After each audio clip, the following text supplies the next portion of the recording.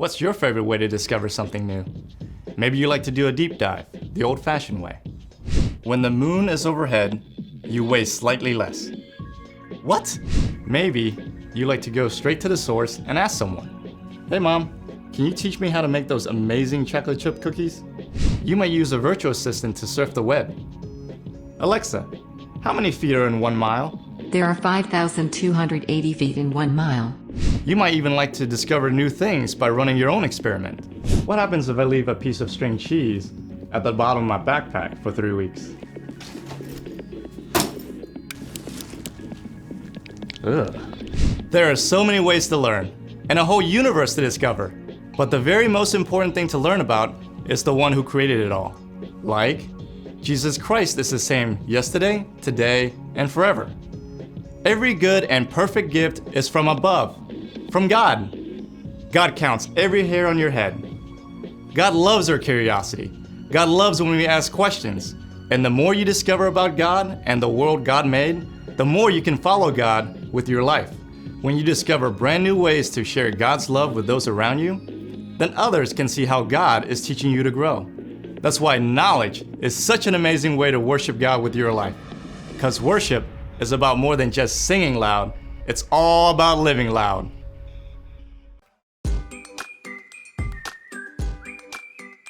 Welcome to Story Lab. This week, we're talking about knowledge, while we take a look at the story of some wise guys who went on an epic road trip.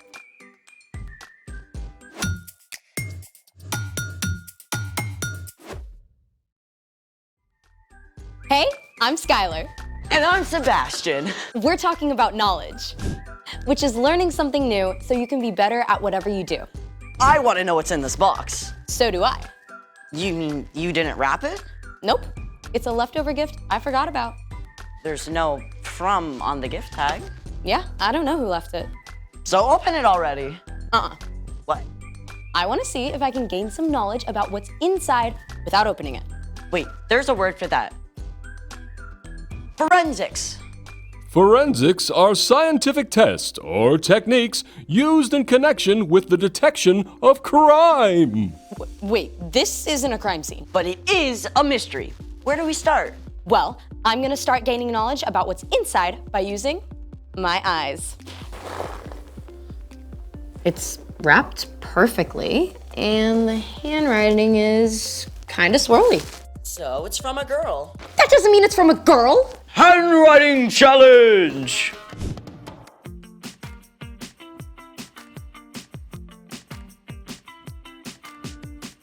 Yours is swirly-ish.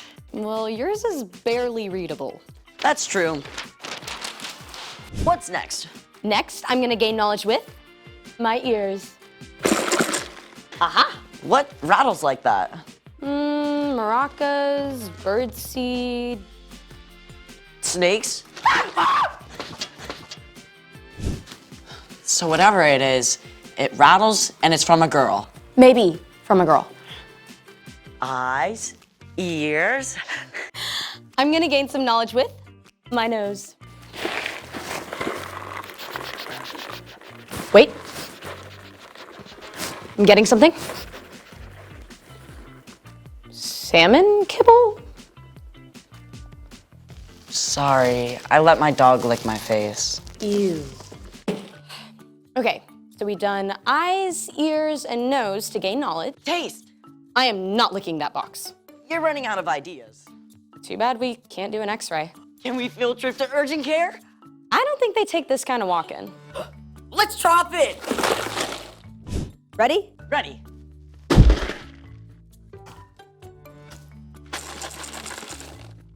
Same rattle as before. Rattles, maybe from a girl.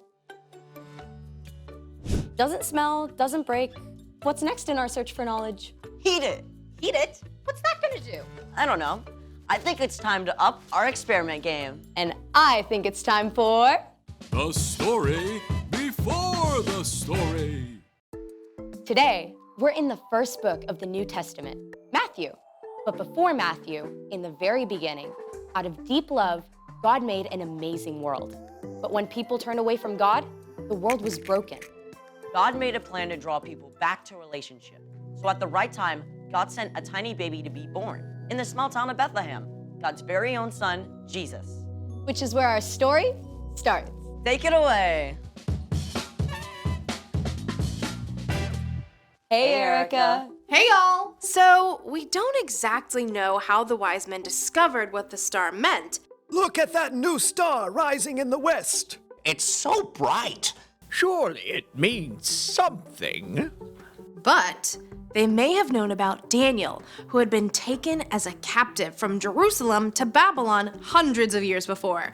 Daniel had been an advisor to the king and would have shared the Jewish scriptures and promises from God with his fellow advisors. Look here. In the Jewish scroll of Numbers, A star will come from among the people of Jacob. A king will rise up out of Israel. A brand new baby king.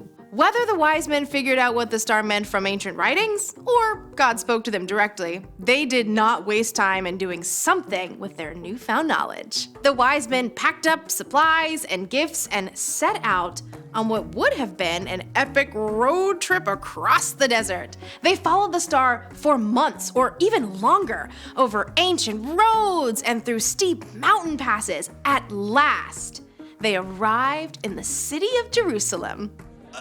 where is the child who has been born to be king of the Jews? We saw his star when it rose. Now we've come to worship him. Word of these exotic visitors quickly made its way to King Herod at the palace. Now, Herod had been appointed ruler of Judea by Roman Caesar, but the position was not secure. The last thing he wanted was some upstart new king to challenge him. So, he called for the Jewish priests and teachers of the law. Where's this Jewish Messiah supposed to be born? In Bethlehem. How do you know? The prophet Micah, your majesty. He says, "But you, Bethlehem in the land of Judah, are certainly not the least important among the towns of Judah. A ruler will come out of you. He will rule my people Israel like a shepherd." Oh, well, I see. Have these, wise men come see me, huh? Keep it on the down low. The wise men soon arrived at the palace. King Herod asked to know when the star had appeared and tried to put on a good face on his fear and brewing anger. I want you to go to Bethlehem for me. Search for this child and report back when you find him. Then I can go and, worship him. King Herod had no intention of honoring Jesus. In fact, he wanted to get rid of him. But the wise men didn't know this. They went on their way and were filled with joy when they saw the star again. It went ahead of them until it stopped right over the place where Jesus and his family were staying. Look, it stopped. This must be the place. I'll knock. The wise men were welcomed into the home by Mary and Joseph. By this time, Jesus was a young child, and the wise men offered him beautiful gifts of gold, frankincense, and myrrh. These were not your average baby shower gifts. In fact, these were the kind of gifts that would be given to a powerful king. It was just one more sign of who Jesus was and would become. At last, the wise men left Jesus to begin their long journey home. They planned to return to Herod as they had been asked, but thankfully, God spoke to the wise men in a dream and warned them not to go back to Herod. So, the wise men chose a different road for their trip home. The end. That Herod dude was a bad dude. But thankfully, the wise men got the message. When God gave them new information, they changed their plans. Just like when they saw the new star in the first place. Exactly. The wise men didn't sit around wondering. They took action to discover what the star was about. And their search led them to God's very own son, Jesus. So, what's our part in the story? Good question. The wise men traveled hundreds of miles over months and months to discover more about God.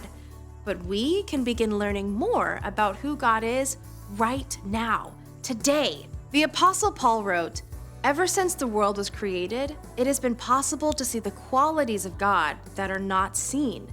Those things can be seen in what has been made." So all the things we can find in nature can tell us more about God, and all the things we study through science.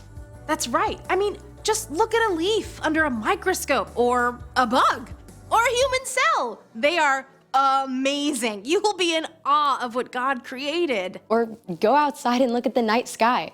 God made vast galaxies, millions of miles apart, filled with millions of stars. Our God is so big. So big. You can learn about God through the people God created too. Your classmates or neighbors. They're all made in God's image and show a little bit of who God is. So stay curious about everything. Yeah, and ask a lot of questions. You got it. There is no end to what you can discover about God. See you next time. Bye, Erica. So here's the thing. Never stop searching for what's true. I still want to know what's inside. And I think I know. How? I just got a text from my Aunt Beth asking how I liked her gift. This gift? She always sends me a movie streaming gift card and microwave popcorn. See, we should have heated it.